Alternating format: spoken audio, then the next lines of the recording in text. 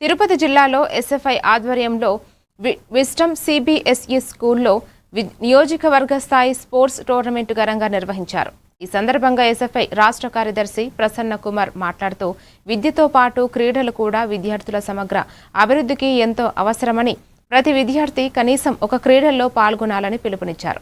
ఈ కార్యక్రమంలో జిల్లా నాయకులు, పాఠశాల ప్రతినిధులు, ఎస్ఎఫ్ఐ నాయకులు పాల్గొని విజేతలకు అభినందనలు తెలిపారు. ఎస్ఎఫ్ఐ కండక్ట్ చేస్తూ ఉంది. అన్ని పాఠశాలల నుంచి 500-600 మంది విద్యార్థులు ఈ గేమ్స్లో పోటీల్లో భాగస్వామ్యం కావడానికి హాజరయ్యారు.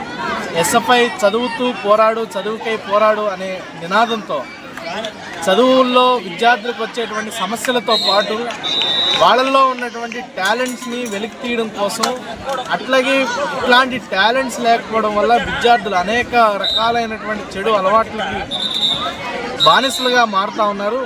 దాని నుంచి దూరం చేసి ఇట్లాంటి వాళ్ళలో ఉన్న టాలెంట్స్ వెలికితీయడం కోసం ఎస్ఎఫ్ఐ ఇలాంటి ప్రయత్నాలు చేస్తున్నది. దీన్ని మరిన్ని పాఠశాలలు, కాలేజీలు ప్రోత్సహిస్తూ ఉన్నాయి. వారికి ధన్యవాదాలు తెలియజేస్తూ ఉన్నాం.